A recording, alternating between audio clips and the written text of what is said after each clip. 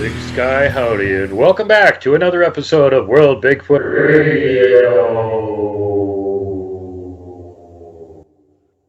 Hey everybody, we got a great guest with us tonight, and I've been trying to get this guy on the show for a long time now. He has finally conceded to my wishes to have him on and said, okay, quit putting me in arm locks and threatening me and sending people after me. I'll be on your show. Stop it already.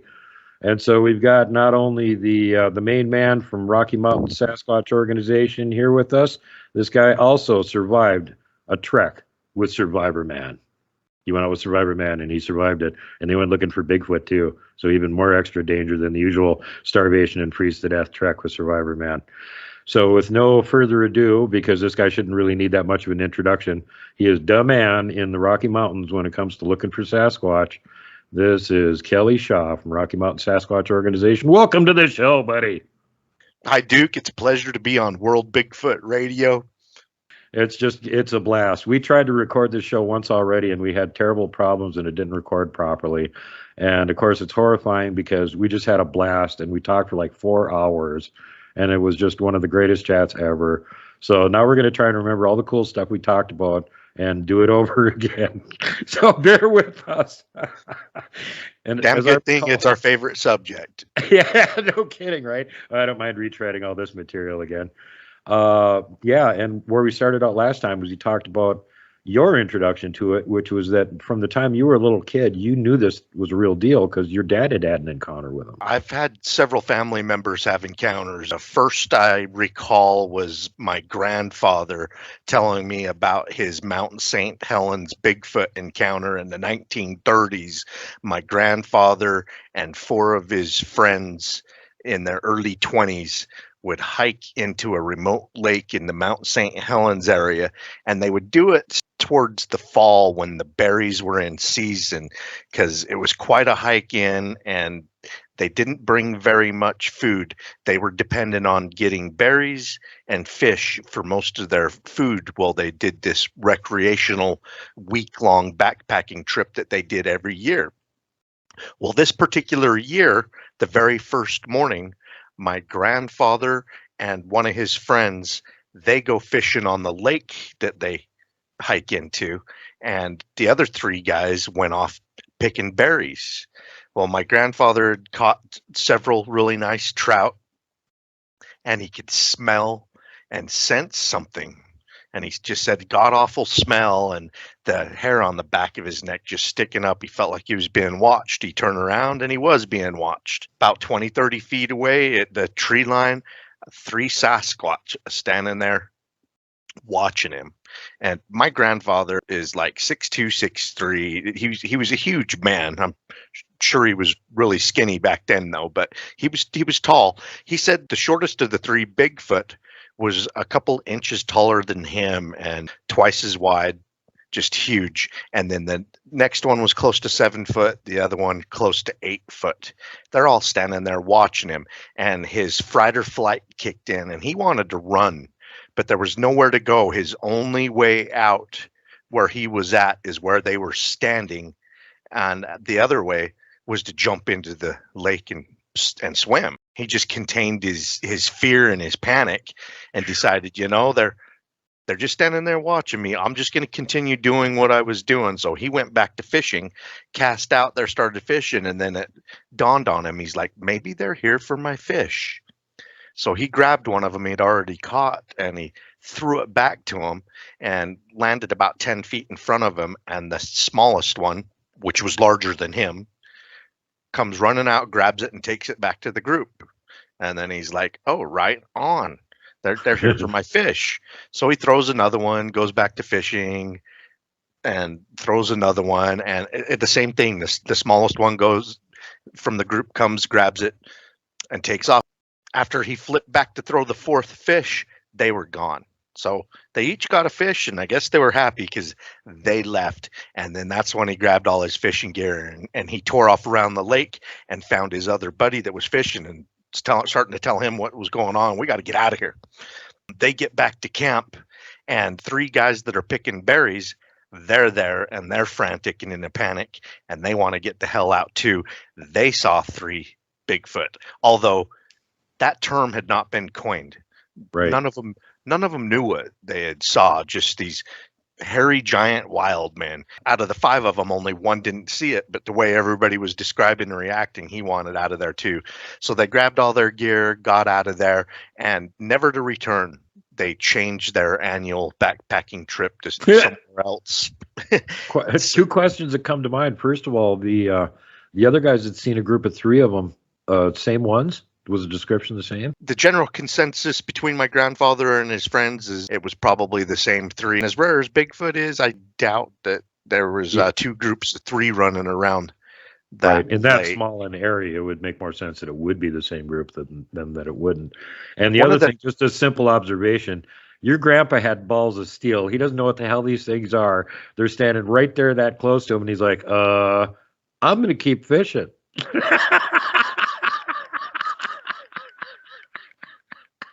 They hadn't left the safety of the tree line.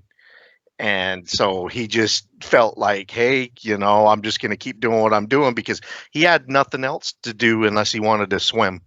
It was the only way out. 39 years goes by, or whatever it is, 37 years. And when the Patterson-Gimlin footage come out, then my granddad and his friends he was with, they all are like, yes, that is what we saw that day. But we saw 3 of them. Right. So that's pretty cool. So they finally had a name to put on it. And of course, my grandfather would go to the libraries and try and figure out what he saw. And that's when he started picking up on the Native American stories about these creatures in the Pacific Northwest and stuff. So he started getting an idea what he saw before the phrase Bigfoot was coined.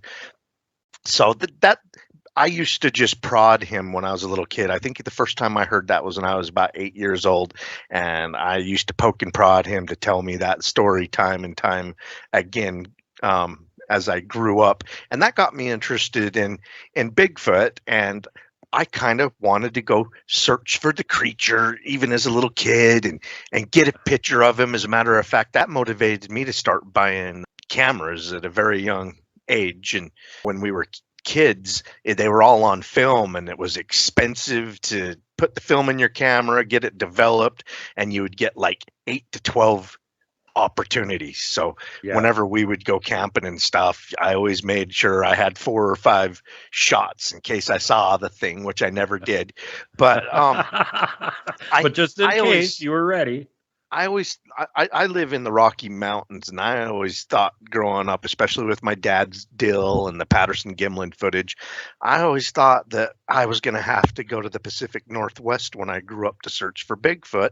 And then I started seeing and hearing about on the news and the newspaper all the sightings in the Rocky Mountains and the Wasatch Front. And I started realizing that Bigfoot is all over the place, not just the Pacific Northwest. And so when I became a driving teenager, young adult, I started camping a couple of times a year in Bigfoot sighting locations. And, I wouldn't tell my girlfriends or my wife when I got married, or my kids, that's what was going on. And that was kind of a hobby of mine, to go in those places, camp, and look around and see if I could see or hear anything. And the funny thing is, now that I've got this channel that I've had for like 10, 11 years, whatever it is, my daughter has called me out. She's like, you took us to Tony's Grove. You took us to Franklin Basin. There's Bigfoot there. And I'm like, yeah. And she's like, why didn't you say anything? And I was just like, I didn't want you guys scared of the woods or the forest. I just made sure to let you guys know that there was bears, and not to leave the camp area unless you let me know, and to go in pairs and everything. But yeah, she kind of felt duped. I was taking her to places that this monster lived without telling her when she was a youngster. Well, thankfully nothing happened. She didn't have to get scared by that. That was really... So who else was it in your family that saw one? Your dad see one too, or just your grandpa? My dad saw the creature twice in his life. One of them was a group sighting, the whole family. And then the other one was him and one of my uncles. But when they were all kids, my granddad was raising the family when they were all young elementary school kids in Idaho, out near Mountain Home, Idaho. And my grandpa bought or leased a gold claim in the mountains near Mountain Home. That was a weekend activity, and was to go up to that gold claim and pan in the river and poke around for gold. And he'd get the whole family in on it and doing it. Let's see, there was 5 kids in the family. My dad, 3 of his brothers, and then his little sister. His little sister, Noelle, she hadn't even started kindergarten yet, but they're all working away at the claim, panning and sleuthing. And she's like, "Look, a bear." And up above the river from the claim, standing in a clearing between the trees up on the ridge line, was a Sasquatch standing there watching them panning. And immediately the whole family, that's not a bear. And and when it noticed they were watching it, it walked the cover of the trees, walked like a Bigfoot would. And so the whole family seen it. So that's the last time that my grandfather saw the creature. And then that was the first and only time most of the family had saw it. And then in my dad's early 20s, he and Uncle Doyle, they went backpack camping another place in Idaho. They hiked way back in there behind Stanley Lake. They were just camping out in the open by the fire, throw tarps down, sleeping bags. In the night, the ground just started shaking, woke my dad and uncle up. And my dad said he felt the hair brush against his arm, and he sat bolt upright. And luckily enough, they had a full moon going on, and he could see the creature walking past the campfire and through the camp. I mean, went right through the middle of the camp and brushed up against him. My Uncle Doyle, he was sleeping with his 45, and he had that drawn, and my dad said he was shaking like Barney Fife, just scared. They both saw the creature in the moonlight from close distance. It actually rubbed up against my dad. And so that's the second time they saw it. I go hiking back there behind Stanley Lake now because of their Bigfoot sighting back in there. A couple of years ago, we were hiking back in there, and all of a sudden we got some wood knocks, and off in the distance in the cover of the trees, we just saw a tree shaking and got some whoops. And then we started finding footprints, and our group does not go out and try and solicit vocalizations or wood knocks. But if the creature starts at first, we'll be obliged to respond. So we started responding back with wood knocks and stuff. Really felt like we were having some interaction that day. Several months later, I told my dad, hey, we went back there hiking and we were having interactions with Bigfoot, and he treated me like I was a crazy person. I'm like, "Hey, look, Dad, this is the video. I've got proof. It's on video. Don't treat me like a crazy person. You're the one that had it rub up against you in the middle of the night. Yeah, and you have no evidence, So, I told my dad to go watch that on YouTube, and then, he's like, "Oh my gosh, it was knocking and whooping," and I'm like, "I told you." And we were finding 18-inch long tracks and stuff back in there where all that was going on. So that's pretty neat. That's like 40-something years later, and if there's a reason for them to be there the first time, there's probably a reason for them to continue to go back or be in a certain place. Yep.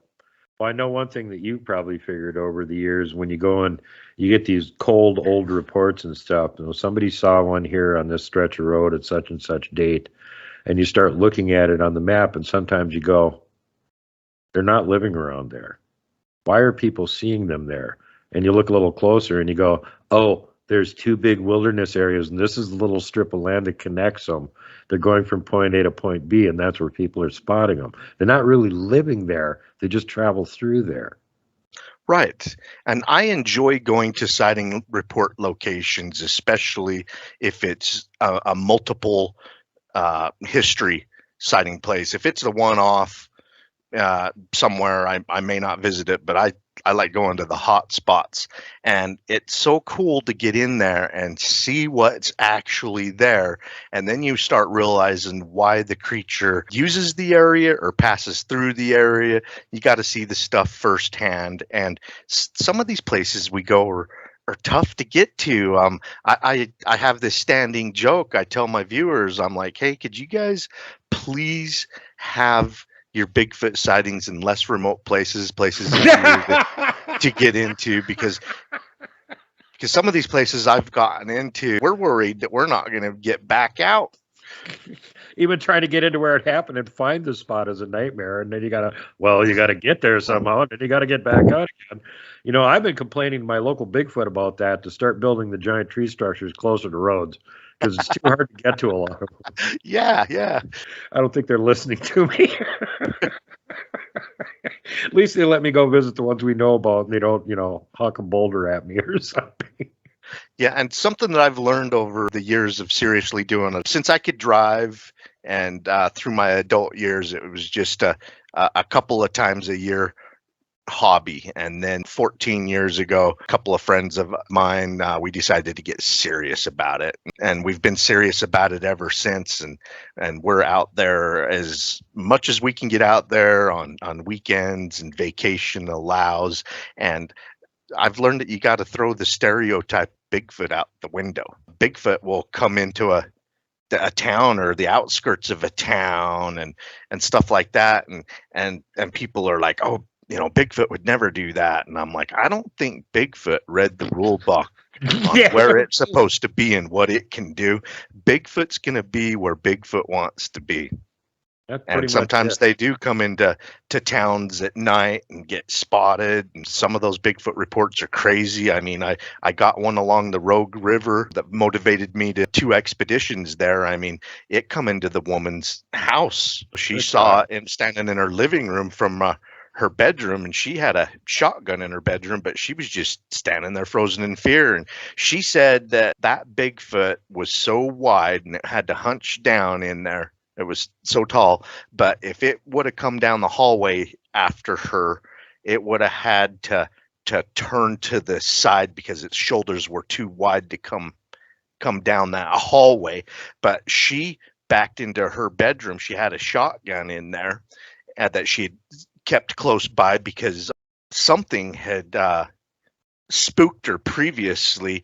Something kept breaking the chains of her dogs, and she lost a couple of dogs. I mean, just chain snapped, never see the dogs again. She didn't think the dogs snapped the chains and ran off on their own, never to return. So she started keeping a shotgun in her bedroom. Well, she backed in there and grabbed that thing and come out, and the Bigfoot had left. And another sighting along the Rogue River, a fisherman, an orangish red Bigfoot come up and take his salmon. And then the towns, I actually think it was the Rogue, Oregon town on the outskirts and stuff. A woman and her teenage son saw one below a bridge by the river there. So those 3 sightings have got me into the area a couple of times. Several years ago, up by Crater Lake, we did an expedition on the upper Rogue River. And then this last year, we did one on the lower Rogue River. You and I were talking about our Silver Creek. One of the days we decided to check along the ridge line. Bigfoot's known as a ridge walker, and there was a mountaintop lake up above the Rogue River near the Silver Creek area. Jenny and I wanted to get up and find that lake and take a look around.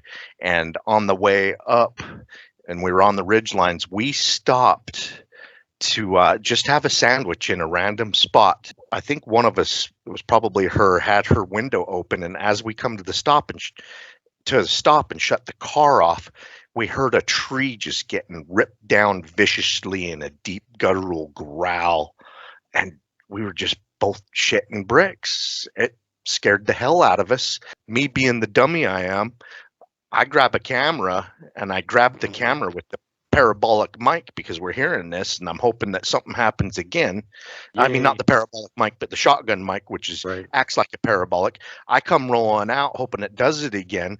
And Jenny didn't want to get out of the car at first. She wanted the protection of the steel on the glass because that was intimidating. That tree being ripped down, and it was out of sight. but it seemed like a warning or a threat. Well, anyway, I roll out, and within a couple of minutes of starting the camera, it starts whooping at us, and two different directions. I mean, the same direction, but from two different ways. We're hearing kind of a deep whoop and then a higher pitched whoop, but they seemed very friendly and inviting and started calming our nerves. So it was weird.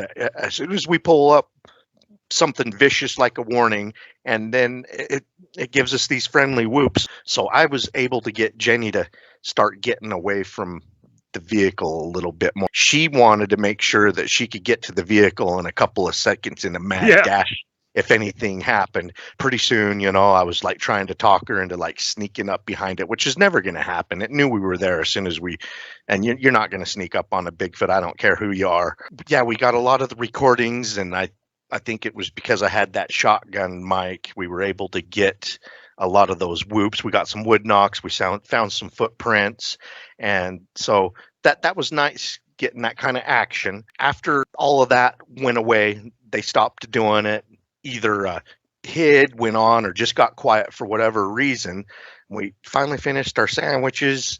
We started looking for that lake again, and then we ended up getting 2 flat tires at the same time.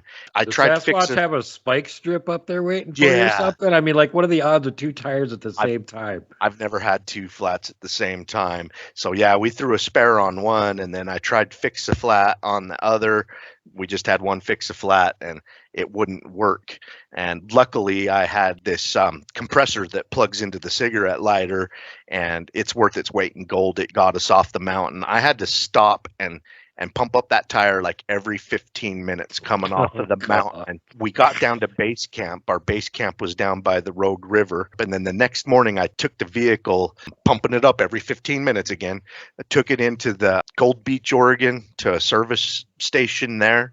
A little while into getting my 2 flats fixed, the guy comes out and he's like, I got to show you this. And he takes me back in the shop, and he's showing me the tire I put the fix-a-flat in. He's like, yeah, you put the fix-a-flat in the wrong tire. Look at this. And he's sticking his finger through the hole. So I had to buy a new tire. Well, there was another tire technician in there, a guy a little older than me, shaved bald head, and he recognized me as from RMSO, and he comes up and starts telling me that his grandfather was involved with building Highway 5 way back in the late 50s or whatever it was, and his grandpa swears that all the Bigfoot activity that construction crew complained about really happened. The Bigfoot throwing the 55-gallon drums into the ravine and messing with their heavy equipment and all that. And yeah, my grandpa said that all happened, and the footprints and everything. Well, then the other guy that was actually working on my tires, he starts, saying, hey, you need to go down here by the Rogue River. I saw Bigfoot there a couple of years ago, blah, blah, blah, blah, blah, blah. And I already been to the spot he was telling me, but I didn't want to burst his bubble. I'd already been there. I'm just like, oh, yeah, tell me about it. So that was pretty neat. I don't ever want to get a flat tire, but it led to a couple of guys telling me about, Bigfoot in the area that just justified and instilled the reason we were there. We were in the right place and looking in the right areas. So that was amazing. And you and I were discussing that you guys had similar vocalizations that we had up there on Silver Creek, Oregon. Yep, that's what made us actually track down that video, because we were up here in September. We haven't released this expedition yet. We've shown little clips from it. And I had William Lunsford, the folk monster hunter, and Eric, the adventurer, with me, as well as part of my usual team. And man, they were vocal all weekend long. They were making these weird calls that we're not used to hearing. And every time we'd go up from camp and go in the direction of where it was coming from, they'd stop. So we tried several times to get a decent recording of it, and I think Eric got part of one of the calls on a recording or something.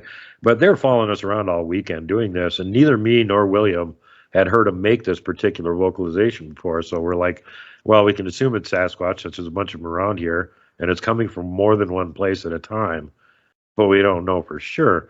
So Eric left about a day before we did, and the first thing he did when he got back to where he had any kind of internet was to jump online and see if he could find anybody had recorded calls similar to that. And within a day, he's on the Silver Creek Sasquatch video that you recorded, and what you recorded right at the beginning of it was the same exact thing we were hearing all weekend long. What could have possibly been in the forest over there that it crunched that big. What was it beating on? Did you have your camera on when it happened? Yeah. It was pointed that way.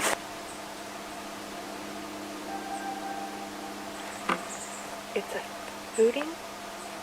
That was a whoop. We keep getting Bigfoot activity on this mountain. It is close. Well, it knows that we're here because whatever it is. It's doing it in our direction. Like that, and it just crunched something up into a million little pieces over there. I don't know what that was. That was kind of hostile. That's something flat-footed right there.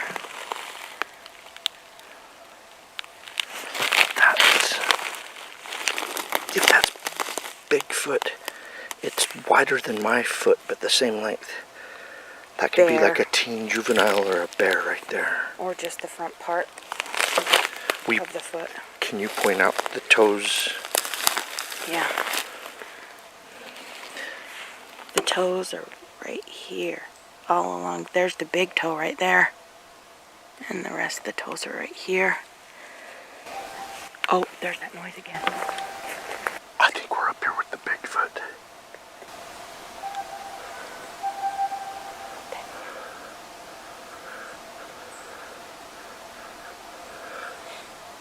Should we make our way over there? Gosh, I wanted to get to this clearing and look down, but now there's all this.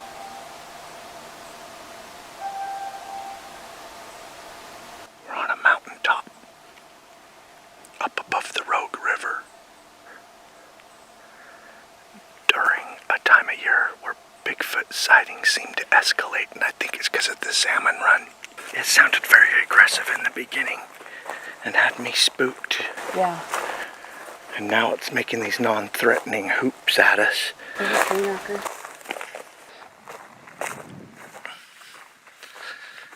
See, we're on this mountain.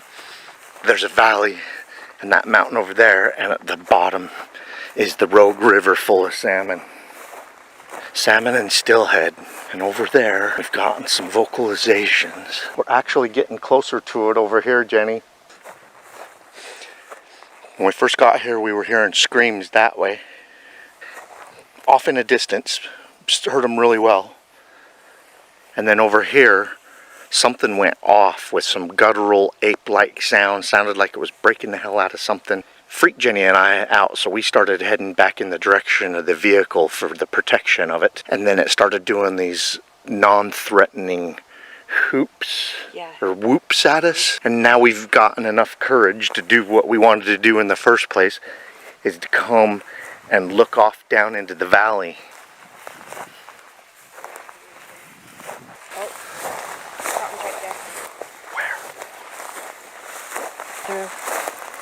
Right there. There's something up ahead of us. Yeah. Right on. So yeah, we were super excited by that. It's like, wow, here's this, Kelly got the same damn thing 2 weeks before we were hearing it. He recorded it way over there where he is, hundreds of miles away. He gets the same audio capture. So yeah, that's super cool. Yeah, that's pretty neat. Damn cool. Well, you've been at it for quite a while. I just had last fall, I had Blaine Tyler on. He was doing his 10th anniversary on YouTube.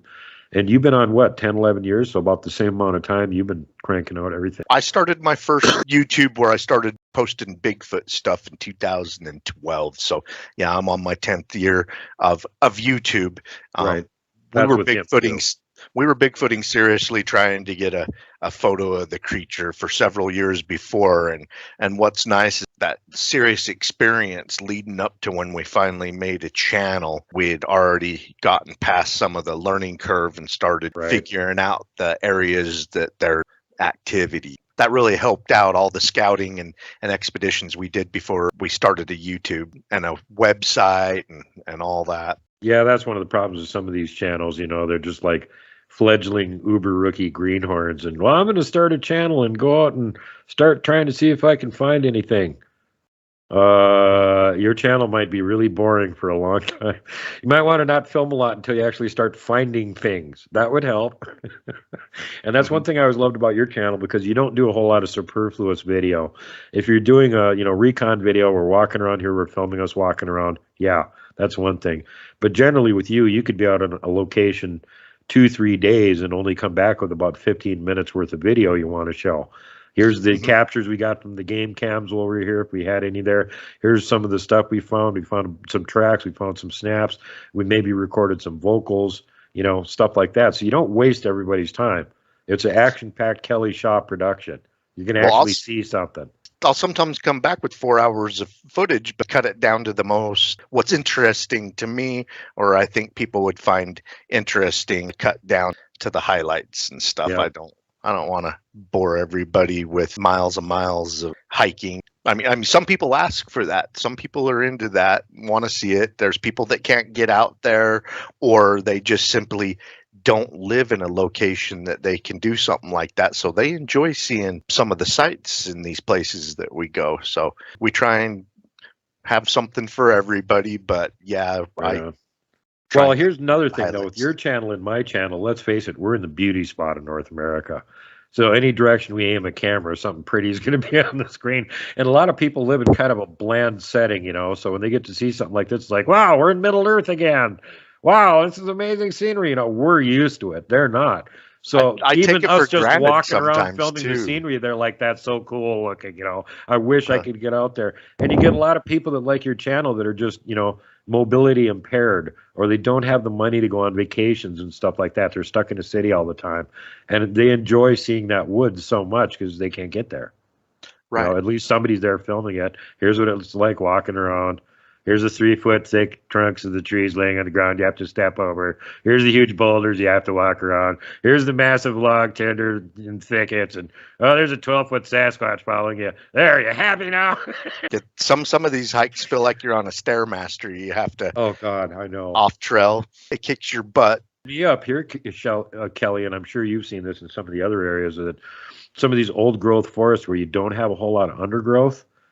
And you can see like 100 yards, you can zoom in with your camera something 100 yards away.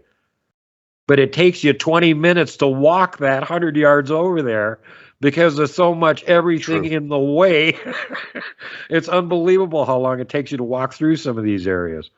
After several years of doing this, it's an expensive hobby or sport. I don't know. Our cameras were these cheap Walmart specials, and that's all that we could afford. And when we were finally able to buy a professional camera, the ability to zoom was what I was looking for, because I thought I'm probably more than likely going to see a Bigfoot on the next ridge than right in my face. And so I need to zoom in on it. So my Canon 50 can zoom in about 2 miles and fill the frame with the deer. Now, when you're zooming in a long ways, the camera seems to just shake. Yeah. And so I'll use software to steady that out. And people just don't realize when you're zooming in 2 miles that the tiniest movement creates shake. So I have to use software to stable it out. I've had 2 Bigfoot sightings. My first one was in 2018. So all these years of seriously doing it, I finally had one in mid-September 2018, and that was a long-distance sighting. That was probably close to a quarter of a mile away, and I'm happy it was that far away because this thing was massive. I had people to look at that were the same distance away, so I could put it in perspective. Jenny and I were coming back from a week-long Bigfoot expedition on the Grand Mesa of Colorado. We were coming home to Utah, and we wanted to go down to Spanish Fork. Well, there was a giant wildfire there, so they were diverting traffic north to Indian Canyon, which added like an hour to our drive. That took us north, the direction we needed to go. Well, there was a lot of people that needed to go to Spanish Fork, or they needed to go south of Spanish Fork. Along the way, people were pulling over, talking to each other, how are we going to get home? Well, when we got to the summit of Indian Canyon, there was these 3 big trucks pulling 3 boats, and they were pulled off in a turnout, and they totally filled up the little turnout. there's probably 15 people from these trucks all standing around, and I knew what they were discussing. They were like, what are we going to do now? The wildfires diverted them. Well, I'm looking at these people, and Jen's driving. It's the end of the expedition, and it's like, please drive, So she's driving, and I'm looking at these people. There's a little gully to the river, and then a mountain side, and almost level with these guys behind them is a Bigfoot squared off staring at them. And I start yelling Bigfoot to Jenny. And of course, she's giving me these look like I'm totally nuts. And I'm like, pull over, pull over, pull over. And I'm grabbing my camera. This is just a little 2-lane highway with guardrails and just straight off into the gully to the river. So she had to wait for the next turnout to pull off about a quarter of a mile from these people we just passed. And I'm staring at the Bigfoot, getting my camera turned on, and she pulls off into this turnout. And then this tree that's sitting at the turnout blocks my view from the Bigfoot.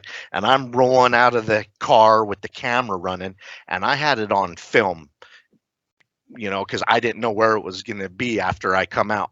Well, right. I come out and I'm looking where it was at, and I probably stared at it for a good 10 seconds, and it's gone. Damn it. Yes, it's not there anymore.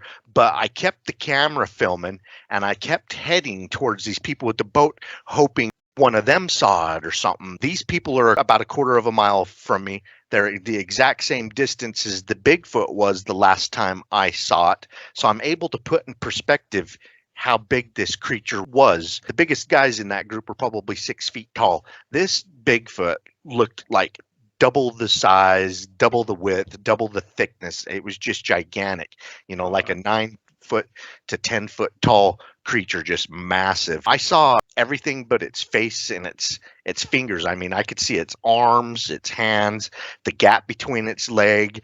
The way it was squared off, it did have some cover between them and it, and I was able to see it completely clear. It didn't have any cover between me and it. So anyway, I head to those guys with the camera in that direction, kept looking up, trying to find it, and just kept the camera. And I've dissected that footage, and I cannot find the Bigfoot in there. After we passed that tree, I don't know where it went, but it up and disappeared. And I keep going back to that spot, trying to find something that would look like what I saw that day, and nothing. Whatever was standing there is gone now. So, and stumps don't just get up and walk off. So I know it wasn't a stump-shaped Bigfoot. Well, I get halfway to these people, and they already pile into their cars and take off. So I didn't get to ask them. And I don't think any of them saw it, because every time I was looking at them, their backs were to where the creature was, and they were just having their conversation. So yeah, it was when I least suspected it. That wildfire that shut down that canyon hadn't happened, I'd have never saw it. That Bigfoot may have been there because of the fire. It may have been escaping the wildfire. So that may have put it there. And the Bigfoot may be a little bit confused, not at the top of its game because of what's going on. So yeah, it's just... And I always thought this throughout the years, it's going to be a combination of circumstances that's going to create a sighting. That was my first one. The next one I saw the last week of August 2021, that one was much closer, but it wasn't as big as this one. I mean, this one was over 7 feet tall, not as thick, not as wide. I mean, much more massive than any of the biggest basketball players I've ever saw. That one was a giant in Indian Canyon. And you should probably go ahead and tell your next sighting here, too, that you had recently. But one thing I should mention is that, you got a lot of fans out there, and some of them are also very good at Bigfoot research. And some of them have actually managed to film them before. And I've heard several of them say, I pray to God that Kelly gets to see one soon, because he's put in more time in the frickin' field than anybody. He deserves the sighting. I hope to God he gets to see one pretty soon.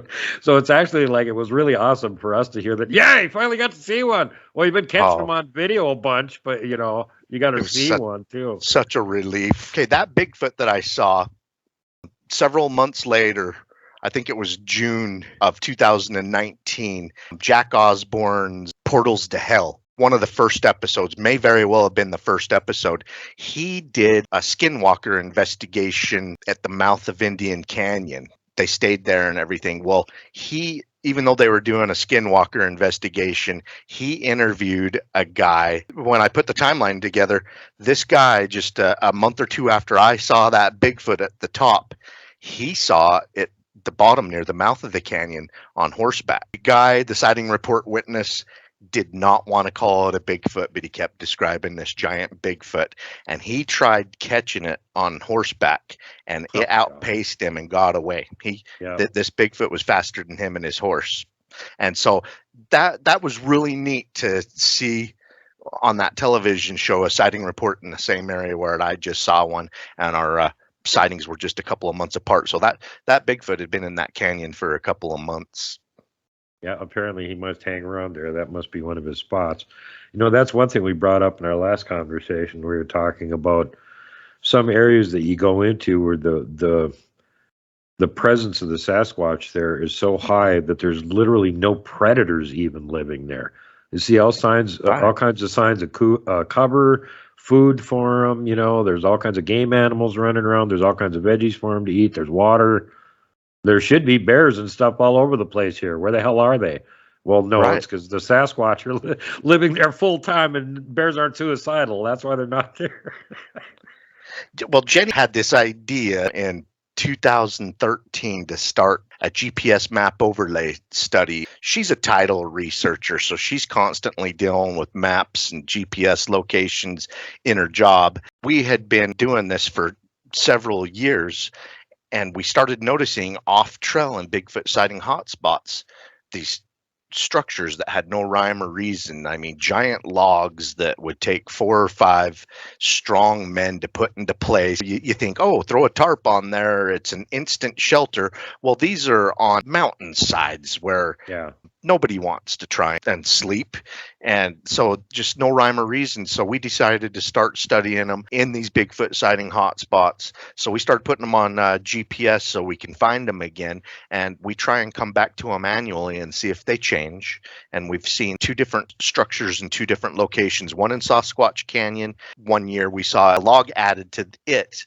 And then we were able to find the indentation in the ground. And then on the High Uenas in Yellowstone Canyon, we found one that got added to it. And we were able to find where the deadfall was laying.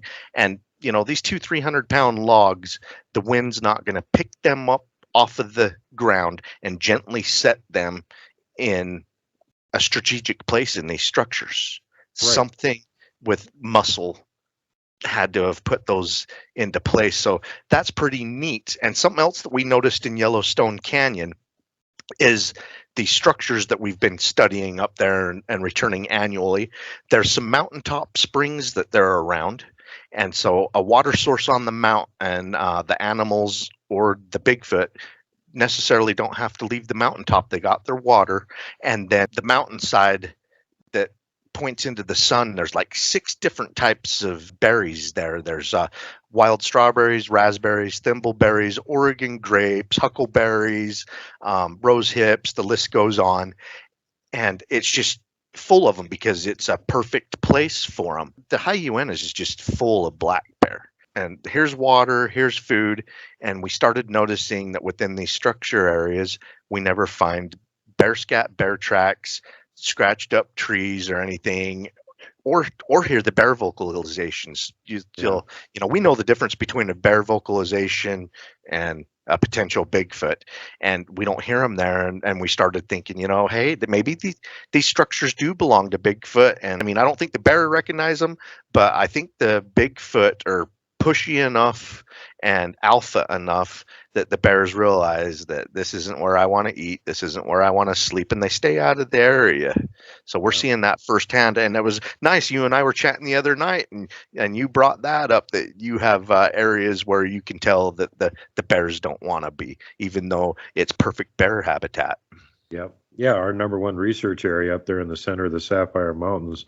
It's in a valley. It's about 3 by 6 miles long and about 6,500, 7,000 feet. And yeah, we've been going up there for years. We've never seen any sign of a wolf or a mountain lion or a bear. There's moose and elk and every other kind of thing you can imagine. Tracks all over the place, ridiculous amount of them, but no predatory animals. And we've done the same thing that you do. Since they have gigantic structures up there, we like to go back and check them every so often and see if anything is changing. And yeah, that's one of the things I love about your research. You go out there, boots on the ground, go camp, go back to the same places over and over again, check and see if anything's changing. Well, guess what? You're finding that things are changing. So are we. We had that one giant 6-story tall X structure that was up for 2 years that they took down for some reason. And we know they took it down because the center post holding it up is still there. But both the side pieces are now laying in a little stack next to it. And then you go down the ridge from there. There used to be a smaller ancillary X structure down in the valley beneath it. And we went and checked that to see if they had done anything with that. Yeah, it's not an X structure anymore. Now it's a 5-story teepee. So the next time we come up there a month later, Mike's got his video from the month before, and he's standing in the same place that he shot it, looking at his video. And he goes, they moved this pine tree. Like, what? Yeah, there's a 40-foot tall live pine tree that was straight up the month before.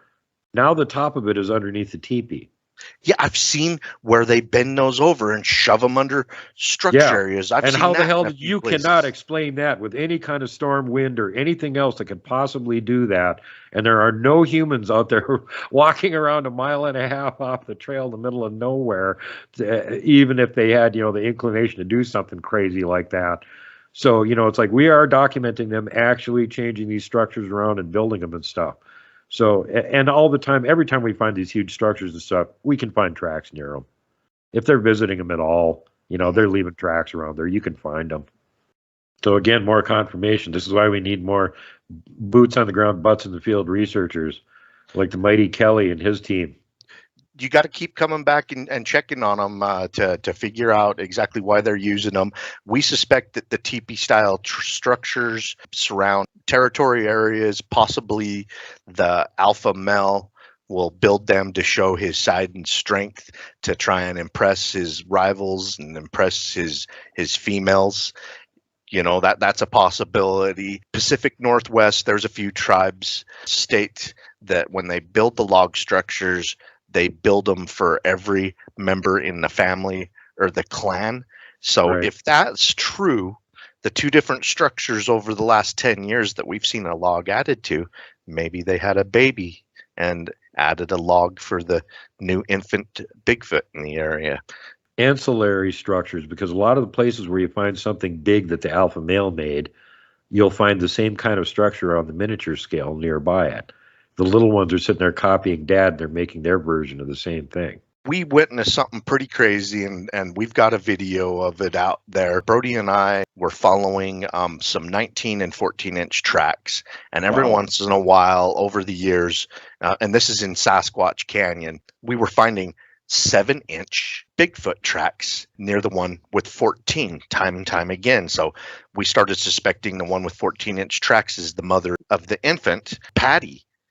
I know her tracks were right around 14, the most famous Bigfoot to ever be filmed. And that's a female. Everybody knows that.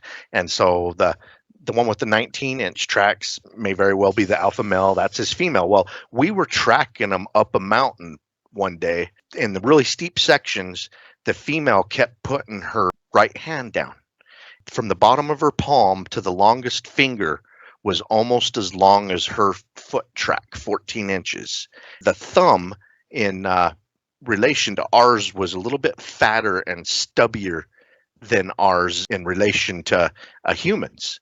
Well, every once in a while in a steep section, she's putting her hand down. Well, then we got up to a flat spot where we pick up the infant's tracks. And this is the year that we noticed that the infant was no longer 7-inch tracks. It was 8 inches. It's like we had witnessed the infant grown. Well, you could see that this infant was having a great time in this area by what was going on. You could see that it was rolling around, throwing stuff in the air, ripping bark off of trees. And not only that, it was making these little mini teepee structures. It made like 2 of them that were only about 2 to 3 feet tall, putting these sticks in these baby pine trees and stuff. And we're just like, oh my gosh, there has got to be something to these structures, because why is the infant Bigfoot copying the big ones? It's copying the adults. It was just the neatest thing, getting footprints, handprints that day, an infant, and figuring out, we figured out why the female was putting her hand down once in a while in those steep sections. She's got the infant in one arm and to give herself some stability, she's putting a hand down. All made sense. So that was a pretty neat day, seeing the infant's foot grown from the year or two before, and it playing and making its own little structures. And that's all on video. Followed them up that mountain until the tracks disappeared. Yeah, we've come to believe that the big X structures that they're setting up are territorial markers that basically mean keep out, and especially if they got a leaner on one side, stay on the side of the leaner, don't go past it. And now they had taken down that one giant 6-story X structure with the leaner on it. The third year we had found this area, mysteriously it's down all of a sudden. You're like, well, that's kind of weird. So we went further down the ridge line. Well, now there's 2 giant X's that weren't there before. Each one of them's about maybe 200 yards from the other one. And you can see one from the other one if you're standing in exactly the right spot. You can see the other one. And we filmed them. They're, like 5 stories tall. They're friggin' ridiculously huge. But these weren't there the year before. Now, the big one down at the end of the whole peninsula, this ridge line, is down. And ones on the side of it facing our camp have now come into existence. But neither one of them has a leaner on it. They're just giant X structures. So we're like, huh. Okay, well, let's look around this ridge line a little bit more. And we started looking at it, and we realized that, none of this stuff up here is wind damage. Trees are pushed in opposite directions right next to each other. There's they basically built a jungle gym. They moved all kinds of logs in. I've seen those types They of giant structures. arches. They moved stuff around all over this hillside. So when we were up there in September, I brought William in, and we came in right across from camp. We crossed the slough a little bit, and that's the edge of that big ridge. So it's that close to camp. And that's where the kids hang out, apparently. And I said, okay, we're going to walk from one end up here to the other end where they used to have the giant X and see how many tracks you can find. And this is where they let the kids play. And by the time we got up to where the X had been, he said he had found over 30 juvie tracks just randomly walking up that ridge from point A to point B. They're all over the damn place. And that's what we figure why they got those big X's up there. Those are hey, kids' playground. Stay out. And luckily they like us enough that they let us get away with it. Man, it's creepy going up there because we're starting to see them in the background on the video and stuff, and they're really close to us. And having the kids that close to you, they're not as predictable as the adults are. They're so slick. It's scarier, actually. I'd rather have the giant adults near me. It's amazing how close they can get and not see them, or then you do, and you're like, I can't believe it was able to slip up on us like that. I just want to go to my most recent sighting. It's tell everybody that one. Yeah, I've only ever had 2 sightings, and I don't make a big deal out of it because it's kind of embarrassing. I feel like it's my job to get a clear, open video photo of a Bigfoot, and then I see them, and it doesn't happen. These sightings don't happen for very long, and they're gone. It was the last week of August, and Jenny and I were going on top of Monte Cristo Mountain to some springs up there where, this is a local haunt. This is only 60, 70 miles from where we live. We know 7 people personally over the years that have saw Bigfoot up around those springs. Wow. That's a lot. Imagine how many more there are if that's just the ones you know personally. Oh, my God. So we're going up to service these cameras. We both have to pee really bad. They closed the last public restrooms at the bottom of the mountain. They had them shut down for some damn reason. They're never closed. We're about halfway to the top of the mountain, and we just couldn't take it anymore. And we pulled off on some random dirt road we had never been on before, got down that dirt road and pulled off at the first opportunity. I jump out of the truck, and I just pee right next to the truck, whatever. And Jenny goes and hides in the trees. I keep a close eye on her, whether you know it or not. I keep a close eye on her in the woods. So I'm kind of like, all right, Jenny, and pretty soon she comes back and we jump in the truck. Well, I go to throw it in reverse, and I look up in the mirror, and standing behind us about 30, 35 feet away up on an embankment behind a fallen over tree or a log was a Bigfoot. But that's not what my brain registered at first. 1,000 things went through my mind in a second. I was thinking it was some dude, and I even said that, and it's giving me the creeps. I'm like, that guy watched us pee. And that pervert. and I told Jenny, I go, there's some dude back there. And as soon as I said that, and I'd probably watched him for a split second or two, that's when it registered. Was no dude. Dark brown, head to toe, and just huge. And as soon as I said that, it split that direction behind me in my rear view mirror and went out of the frame of the mirror in the back window. When we're up there, we have cameras in grabbing distance, and I snatch my camera beside me, and Jenny could tell by the look on my face, she's like, that wasn't a guy. And I roll out and go running for it. And Jenny's all like, you're not armed. And I'm like, grab something. And I go running up to that log. And I think with my adrenaline that, you know, I should have some fear, but my adrenaline, got the better of me. And I go running up to that log that it was standing behind. And that's when I realized, I knew it was big, but I mean, it was huge. I could see, it was on the other side of the log. I could see the gap between its thighs and its upper thighs on the other side of that log. I get up to the log, and that log's hitting me at the upper belly button. So this thing is 2.5, maybe 3 feet taller than me and much wider, just big. And it split that direction, and immediately we start picking up its tracks. They're Bigfoot tracks. And we track it, and we eventually find a second Bigfoot tracks. There was more than just that one, and there usually is. I mean, people that stereotype it as a lone creature, that's not so. If you find some Bigfoot tracks and you look around carefully enough, you'll usually find that there's another one or more. They stay in small family groups or whatever they are. Well, we tracked this thing. We lost and picked up the track several times to private property. And there was no need to go on private property, which I won't without permission anyway. But you could see where it stepped over the fence. And this fence is hitting me about lower chest level. Oh, and, God. And it looks like it stepped over it, no problem, from private property onto public land. And, you know, these tracks were about 17 inches long by 8 inches wide at the toe splay. Not sure if it's the one that I saw, but more than likely they come over for public property. And then after we had our sighting with them, they probably ran back that same direction. They're smart enough to know that there's less presence and less people pressure on these private properties. I'm pretty sure if the deer figure it out, you ever notice during hunting season, the day before hunting season opens up, you see herds of deer, and then all of a sudden hunting season and you don't see them anymore. And a lot of them head for private properties where there's less human pressure. I'm sure the Bigfoot knows where to be too. But anyways, a storm was rolling in. It was getting dark. We finally had to leave. That was my second sighting. This one wasn't as massive as the first one, even though that first one was a quarter mile away and this one was only 35 feet away. I could tell that this 7.5 Bigfoot was smaller than my first sighting in 2018. Do you think he learned his lesson? Man, the last time I watched humans pee, they tracked me 2 miles through the woods. I'll never do that again.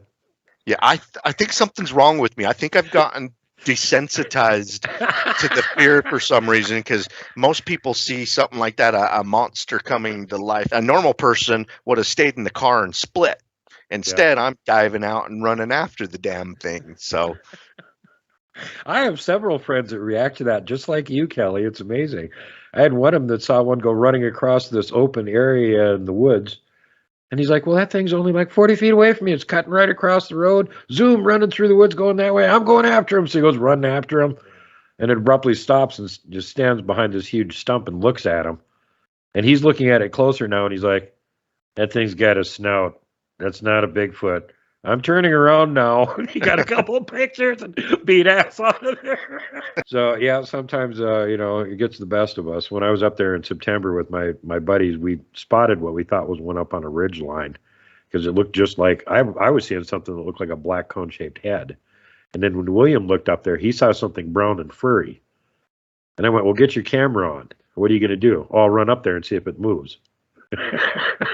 Well, of course, it moved way before I ever got up there because I'm pitifully slow even on level ground, much less trying to run up a hill. So it just probably fell over laughing and then slowly ambled away. But whatever it was, it actually moved, so we still don't know what it was. Oh my God. Well, some other things you managed to catch quite a bit of interesting stuff, and one of them that I liked is where you were out doing one of your roadside drives and let's talk Bigfoot while we're driving and filming the road, and you come around this corner and there's this big berry bush there, and there's something eating the berries. And you're like, what's that? And you pull over, and of course, the Kelly Shaw, I'm going to jump out with a camera and go running right to where it is and film it right now. I don't care if it's 20 feet tall. You're right in the damn bush, like 3 seconds after it was there, looking for tracks, trying to film it. I did not follow it into the forest. I stopped at the tree line and then realized that it probably would not be smart to run into the woods after it. Yeah. Well, what was the forest, like 10 feet beyond the berry bush that you did go into and check out? The berry bushes, it was at the tree line for sure. Yeah. Thinker Thunker did a breakdown of that Bigfoot. That Bigfoot had that berry bush pulled down so it could easily pick berries, I'm guessing. So yeah, instead of climbing it had it ripped down. And then when we come around the corner in the vehicle, it let it go. Thump. After our hike to service some game cameras about 35 miles back in Sasquatch Canyon on the drive out, as we round this bend just left of center, a black creature hides behind this tree, an animal or a creature. We didn't identify it. We'll show it to you again a couple of times. We also slow it down a couple of times. I got out and went and looked for it, and I could hear it and kind of see the black movement deep in the bush. Now there it is again. The tree that it hides behind is just shaking. And this tree's like 9 feet, maybe 10 feet tall. It looks like it was shoving it over. There's berries in this tree. We just saw a big black animal or creature. He hid behind this tree as we rounded the corner in our car. Look at the berries in this tree. This is where he was at.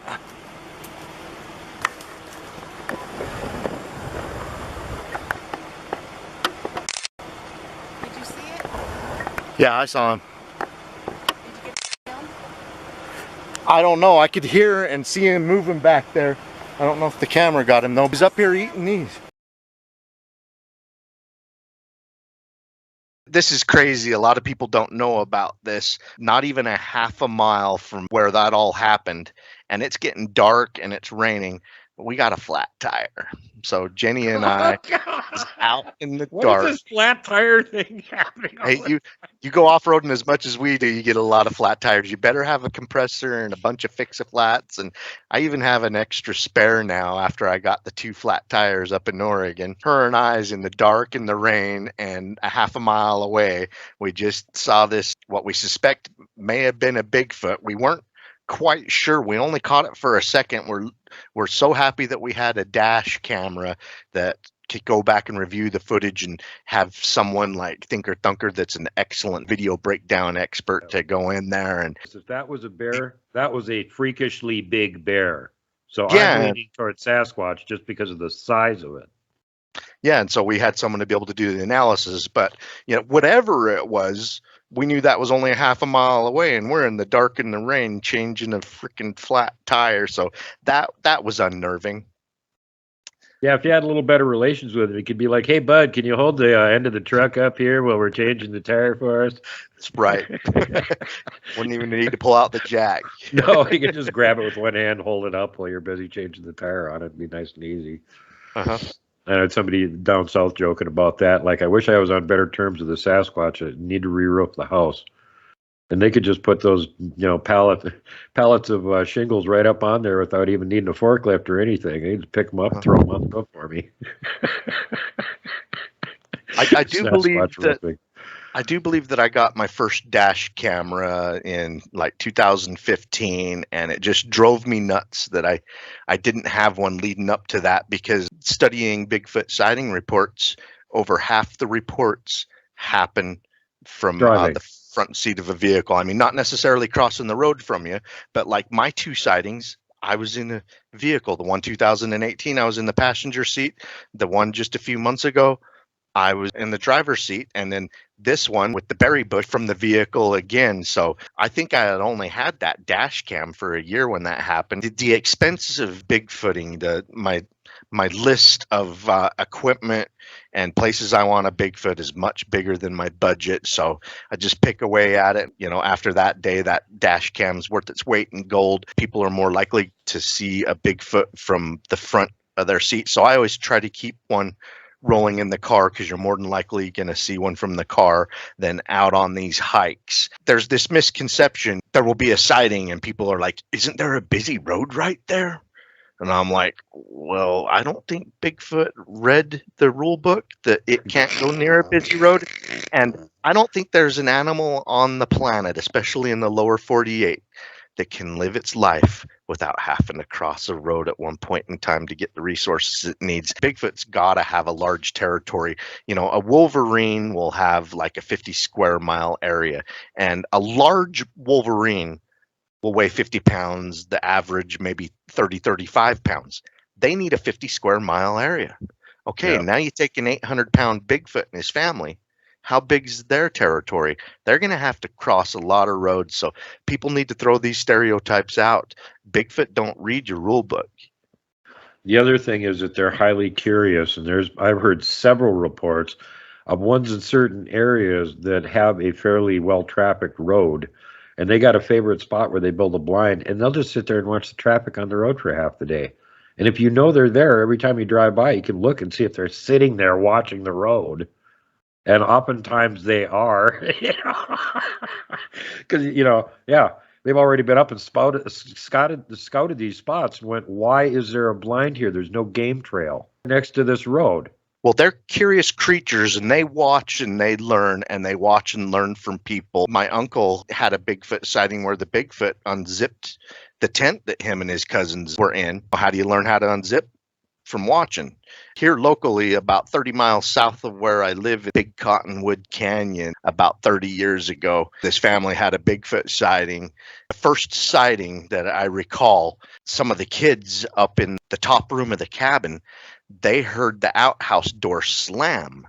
I think they were all like teenagers. The parents let them use the cabin for the weekend, and they knew that everybody was in the cabin. So they're looking out the window like, who went in the outhouse?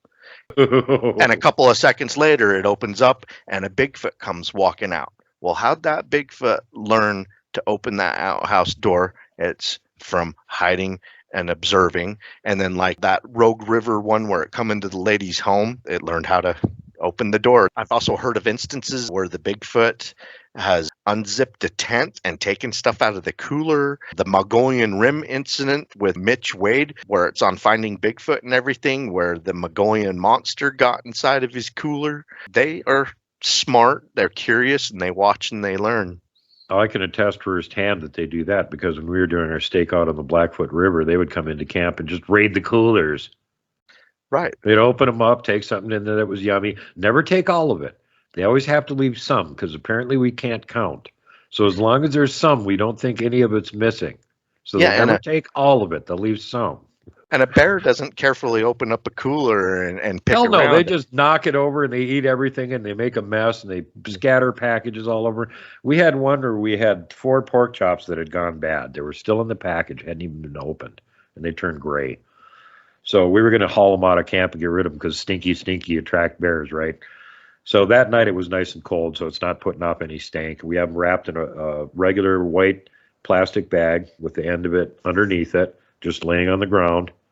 So I get up in the morning, it's in exactly the same position with the end underneath it, laying on the ground, and I go to pick it up and it's too light. I'm like, what the hell? So I open up the package and I look inside, and something had made a nice slit along one side of the plastic wrapping, had pulled 2 of the pork chops out, left the other 2 pork chops, carefully put the plastic back over it so it looked exactly the same as the way they had found it. No animal is going to do that. If they're going to eat it, they're going to just tear it open and eat all 4 of them. They're not going to try and conceal that they took 2 of them. They're not going to leave any there to like, so you can't count. You don't know the 2 of the 4 are missing, right? So they can, humans can't count. And then the other thing, and the other thing is, who the hell is going to take rotting gray pork chops and then carefully conceal the theft of 2 rotting gray pork chops? So it's really obvious who was doing this, but the lengths they go to conceal it. And they were sneaking into camp and ripping off food from their cooler so often I had to take my cooler and put it right next to the tent under the rain fly. And it didn't stop them. One of them woke me up. I could feel the top of the cooler bapping me on the side of the tent, and something was rummaging around in it. Something was leaning on the side of the tent, so I rolled over and smacked at one, and whatever it was just backed up, and the cooler top dropped again, and everything was nice and silent.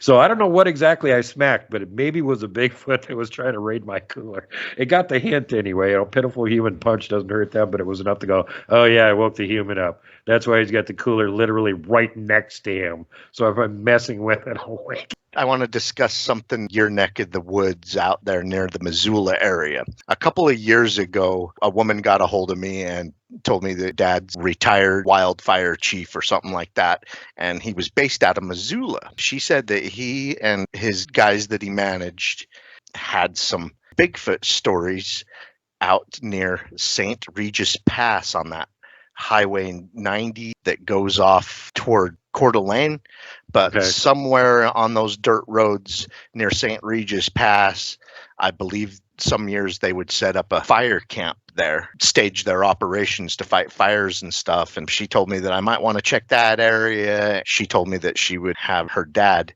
get a hold of me with some of his stories, which he never did. And I followed up with her, and she's like, I've been trying to get him to get a hold of you, but I was just wondering if you've been Bigfooting in that area or have heard of any sighting report between Missoula and the St. Regis Pass. Have you driven between Missoula and Coeur d'Alene on that road? I've never been there. It's a 176-mile long mountain valley, and there's no side roads. There's like maybe a little fire access road or something.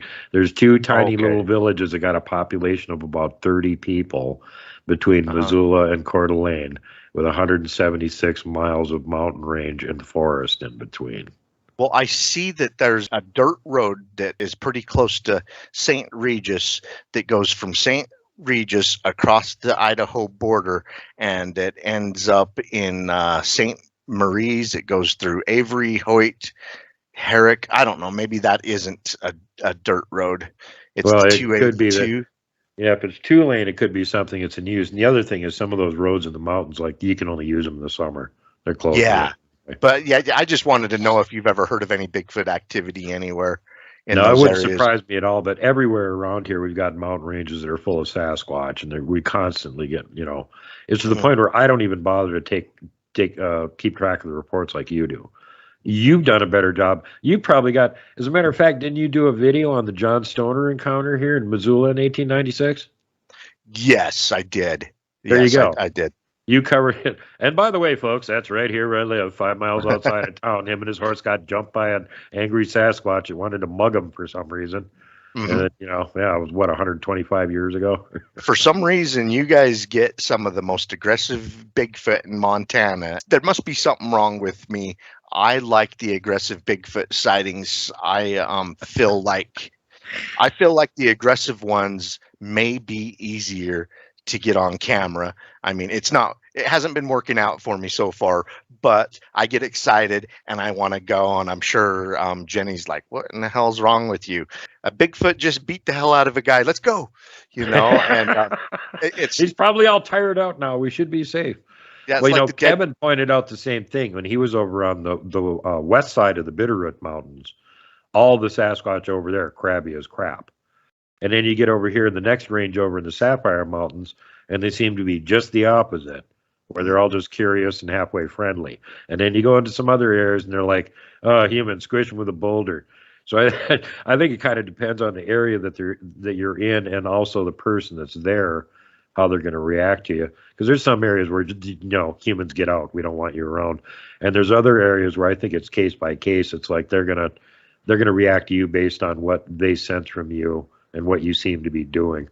I have a theory. I think the Bigfoot have to be aggressive in some of these areas in Montana where different parts have large grizzly populations. The Well, Bigfoot's that's got to all over Western Montana. he's got to be tougher and meaner than the grizzly bear. In the Bitterroot Forest on the border of Idaho and Montana, where the Bauman incident happened like 135 years ago, and his partner got killed. Teddy Roosevelt writes about it. Well, we found that location. Took us several years, but we found where it's at, and we've camped there and everything.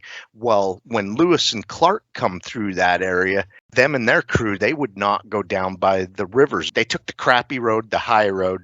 Not easy to travel. It's easier to travel down by the river, but they stayed up high the mountain walls to avoid the thick, raunchy grizzly bears down by the rivers. If the grizzly bear problem back then was that bad, it makes sense to me why the Bigfoot was so aggressive, having to deal with run these bears off.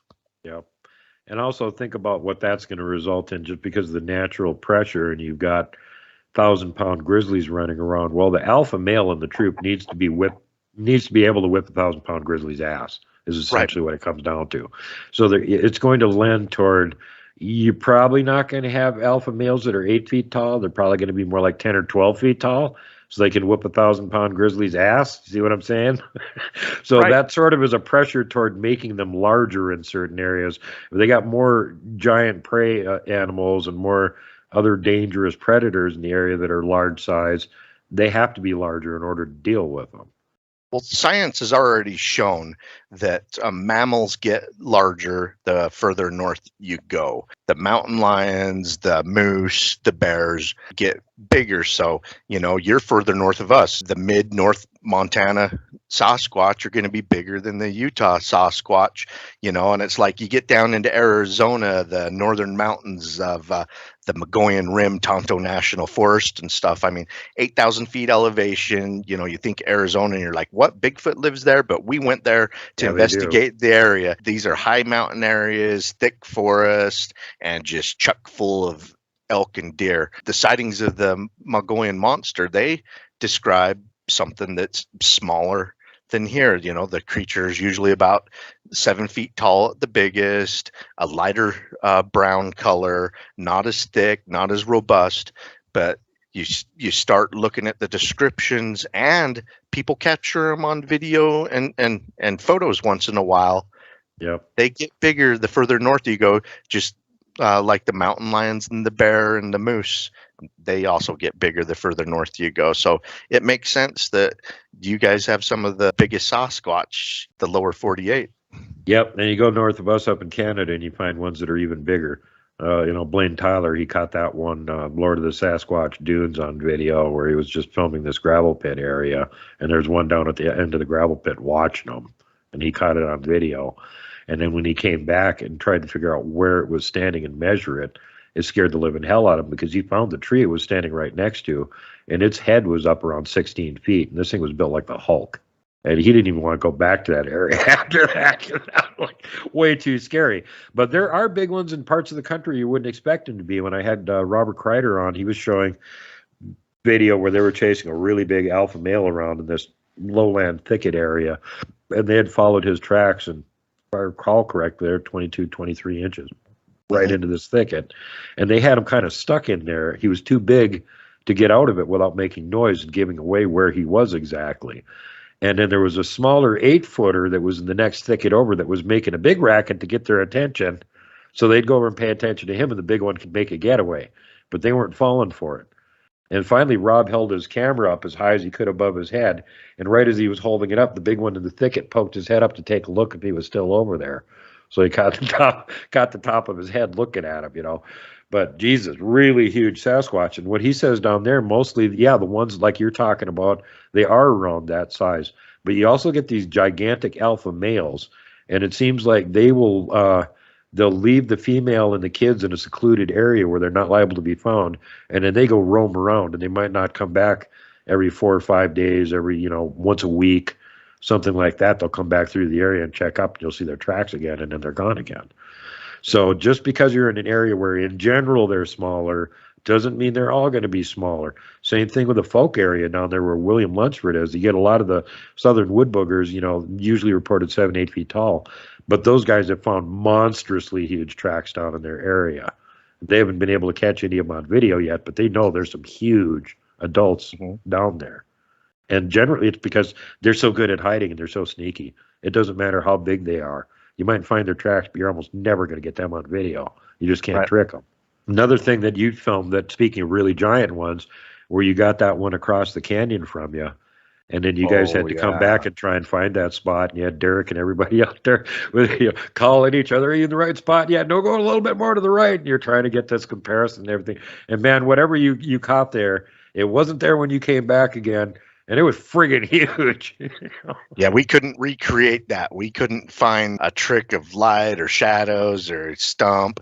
But if you look in the video, the thing's eyes are blinking and its mouth is moving. And, I know the creature's watching us, and they're a master of stealth, master of camo. And one of the best ways to stay camouflaged is to hold still. But it was still moving its head and eyes and mouth around a little bit. Yeah, that was an amazing investigation, because we got there like a day or two right after the witness saw it. Let's see, Clint Richens got a hold of us and said, hey, this guy I know got a hold of me, knows I'm into Bigfoot, and he just saw one. I mean, he got a hold of me like an hour or two after it happened, and the guy and his girlfriend saw it just as the sun was going down, so it was already dark when he got a hold of me. So we come back at the next opportunity, and Clint was also friends with BFRO's investigator for Utah, and I think he also does some stuff in Idaho or whatever. He does the investigations for BFRO, Todd Strong. So anyway, he showed up at the same time as us and interviewed the witness and everything. I think he misunderstood the witness, and he takes off the mountain. I think he was trying to beat us to the punch to find the evidence, and went the wrong direction. He took off the mountain the wrong way, and then we sat and chatted with the witness for a little while longer, and I understood what the witness was talking about, so we went the right way. Well, this is how it all went down. Him and his girlfriend were fishing down on the Lost Creek Reservoir. After he was done fishing, they decided to just go up a random draw and hike around a little bit near the reservoir. It wasn't there on the way in that they hiked. They got back into the draw, and what got them to come back out and finish their hike early is they could hear a deer in distress, just making its screams and all that. And so they started coming back, and they found the deer. It was laying right where they had hiked past earlier. It was a doe trying to give birth, and it was laying there in distress. Well, this kid, he grew up on a ranch. He's helped animals give birth, so he got down there trying to pull the fetus out, and he said the fetus had probably been deceased a couple of days because the skin was sloughing off and he could smell that it was bad. He couldn't get it out, so he knew this deer was going to die. So he laid up at the head of the deer, petting it, trying to comfort it in its last moments of life. And then his girlfriend noticed it up on the hill. She's, oh my gosh, what is that? And they look up, and standing up near the ridge line, about 70 yards away, next to a tree, staring at him. Maybe the screams of the doe got it to come in. And so anyway, when we showed up to do the investigation, everything's just like they told us the night before. The deer's there. Todd takes off the mountain the wrong way for whatever reason, and then we got the witness to put us in the location, and we get up to, before we even get to where the Bigfoot was standing, we started finding tracks. We found a bedding spot, saw where it put its hand down a couple of times, measuring tracks, measuring the handprint, right where he said it was. And when that Bigfoot noticed them staring at it, walked right up over the ridgeline. I don't know, 4 or 5 steps, and then disappeared. So all the evidence backed up. And you found its little nest laydown spot there along their travel route. It was laying there under cover, watching them when they came in. Yeah, more than likely, that's what it looked like. When we were putting the videos together and stuff, we noticed what looked like this gigantic Bigfoot from across this draw, watching us investigate its sighting. We come up several times over the next couple of weeks, trying to time it right, the right time of day, so the lighting conditions and everything would be the same. We just couldn't debunk it. were never able to recreate what was standing there the day we were doing the investigation. So we may have very well caught the Bigfoot they saw the day or two before. Oh, I think you did. Just right, almost to the top of that, just right underneath that. Of that yellowish, lighter colored bush? Yeah, but about halfway up that tree, there's a little bit of outcrop. So it wasn't a call at the top of that point? No. And what did it do? Which way did it go? It just turned, it came, it took about, what looked like to me about 2 steps into that opening, and then went straight up over the top. So it took 2 steps that way? This way. Up to the left. And then straight up and over the top. So probably right over the top, so either right over the top or it went behind that big rounded bush. Exactly. You want me to stay down here? No, we can go up there. I don't care. Okay, this is the deer. There it is. This is the doe that was experiencing some trauma and actually gave birth to a stillborn. So we were right. Yeah, we didn't even get through it. I want to go up there. You want to go? Okay. Want to go up there? Or do you want me to stay down here and get a comparison? May have had more than one. May have another fawn in it. Can you hike up there? Yeah. Because he's probably the tallest one here. He's skipping a step first. And then, yeah, and then you can tell me. Okay. Yeah. Think we can yell? Yeah, because we don't got both of this. I'm going to walk through my car. But we got to get down. We ought to walk up there and see if we can walk up behind it. I'm going to. I don't know. I think we need to do a lot of documentation of the area. Walk back up in. I really should. And the whole time I got up in here, we were about 30 minutes before. Well, when we first walked up in here. About what time is this? When I seen this, it was about 30 to 45 minutes before dark. Okay. And we'd walk back up in here probably around 6:37. I should walk back up into the noise and was just hanging out. The whole time I was in this, it just didn't feel right. So it probably followed you out. It probably knew and just kind of followed you. It was just an uneasy feeling. And so we come down, we were sitting there, and it was actually about, I was probably only no more than 100 yards up, not even that far, 50 yards when I heard the scream. I'm like, no. Scream from the doe? I think it was the doe in pain, is what I think. And I listened, and I heard some sheep. I'm like, I hear sheep. And then it did it again. And I thought it was a lion killing a deer, because that's what it said. Because it sounded like that big doe bleed, like a dying rabbit almost. Yeah. And I told her, I'm like, that's a lion. Let's get the hell out of here. I don't want to be right here if there's a lion killing a deer. Yes. And I come down the trail on the other side of the tree. I come right here, and that thing stood up from me to that bush. And I seen that fawn hang out, and I thought it was a lion on the back of that thing. It scared the living hell out of me. So, but it stood up, and then that's when I seen it had that stillborn baby in there. And he was all but done. God, jeez. Yeah. That's too bad. So we stood there for 20 minutes saying, like, what the hell I didn't have my knife on me. I would have just slit her throat. Yeah. She was done. Yeah. And so I'm like, well, try to pull the baby out. And I only got, it was just the tip of the head and the feet that was hanging out. And I got it out about yay far. And then the legs started pulling off. I'm like, I'm done. This is freaking nasty. It stinks. It was But already it smelled like bad the shape. baby had been dead for like probably a day or two in it because it was still. Yeah. It was just nasty smelling. So I don't know. She'd gotten down this far trying to have it or something. Because she had to, because we walked up. But we didn't walk up this trail. We walked up right here. So if she was laying right there, I don't know how the hell I would have missed her coming up the canyon. Yeah. Oh, yeah. Right here, a little bit farther up, and just kind of stumbled her way down. But Probably. I really should just go put that drone up. I could have been up and down this thing 10 times by the time they made it up. Well, you brought it. Yeah, go use a battery on it. We're on property you can use it on. Yeah, you might as well. Yeah. you get back up here farther, and it's just thick and shady. And Oh, yeah. Well, take a walk up in there for a bit. oh.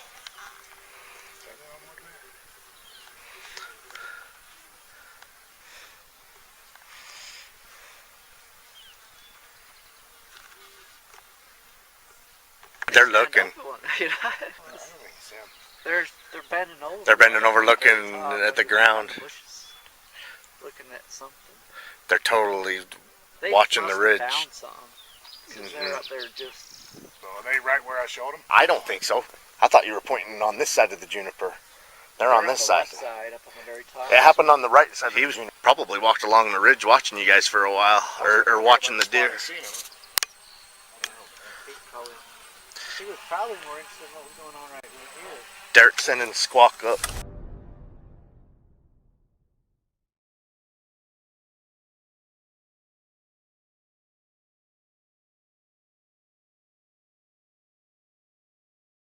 we got a Sasquatch shaped creature that stepped out of some trees, looked up at it, and stepped back. It's shaped like it, but we didn't get anything definitive to be able to scream that's what it was, but it looks a hell of a lot like one, and it's moving too. Right above a canyon, people keep having sightings. Yeah. Right up at the top in some cover and stuff that it stepped out and back in. We were hoping they'd be more curious of it than afraid.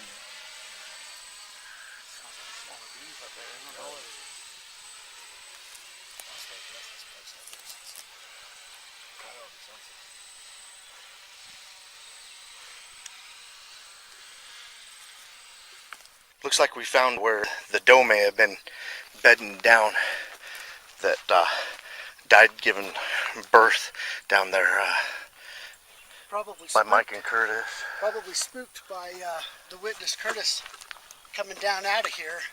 It heard him coming, and she's vulnerable. Probably got up and tried getting out of Dodge. Whatever happened, she screamed for 10 minutes before he found her. So what caught our attention here is it looks like a bedding spot.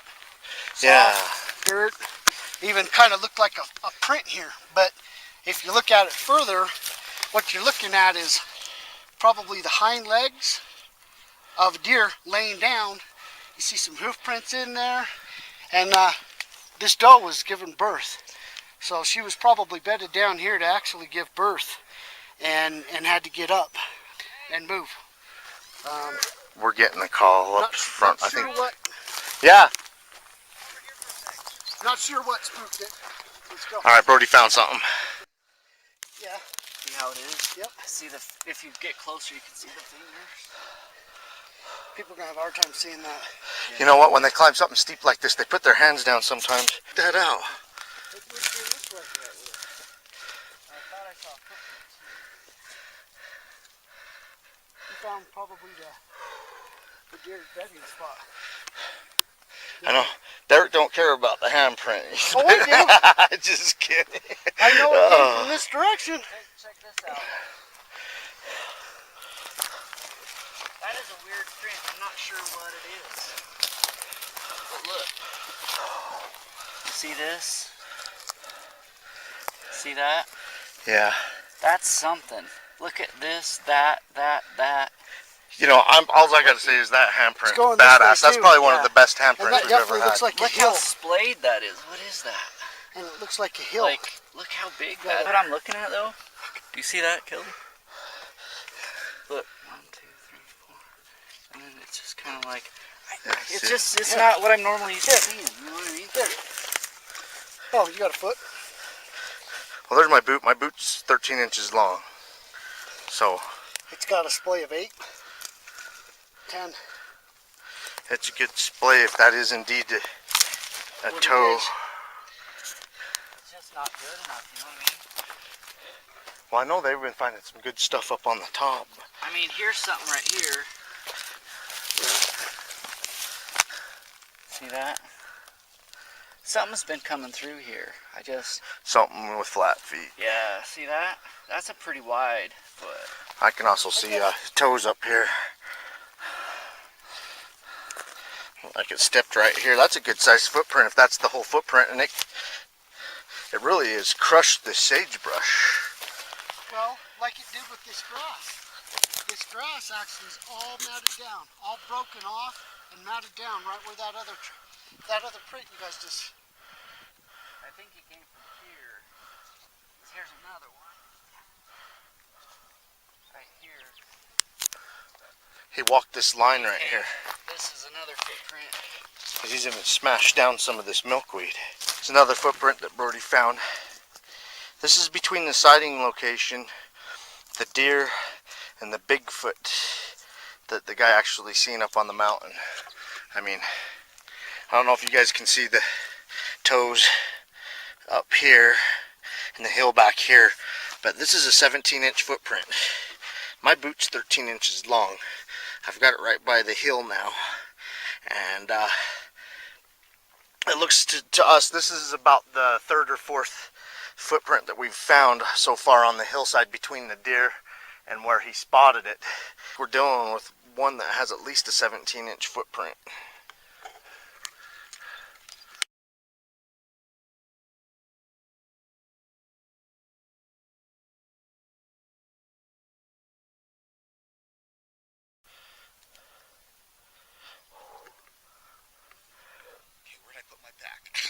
down there somewhere. We have found 7 impressions working our way up here that look like 17-inch or better. Coming from where? Zigzagging up this way, we've This way. right up to this spot. Coming from down there. Below it, Yes, between the dead deer and here, and one handprint. One of the best handprints that we've seen. You know Yeah. do you remember where that was? Down. We can work our way down, and Yeah, so we want to go down. they're looking for some more up here too. Did you guys see any impressions or anything up there? Where you're standing, it's been over. So dry. Let's see. We're looking for evidence of a Bigfoot sighting that just happened recently this week. A couple days ago.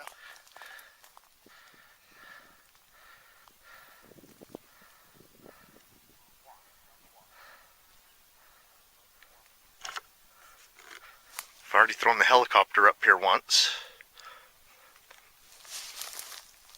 I don't know if I did a 360 up here. I probably should have.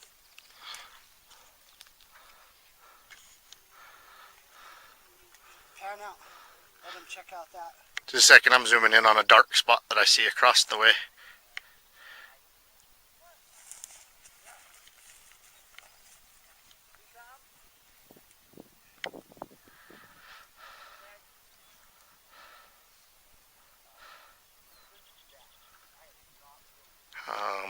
That's the dark spot that I see.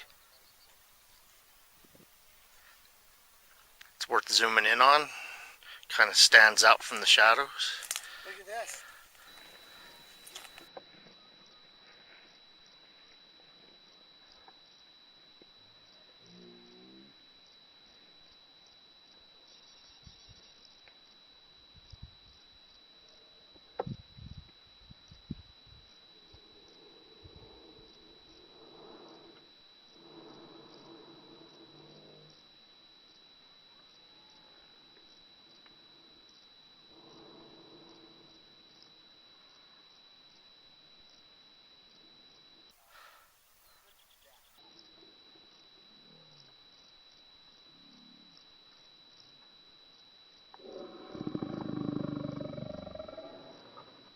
That's the dark spot that I see. It's worth zooming in on. Kind of stands out from the shadows.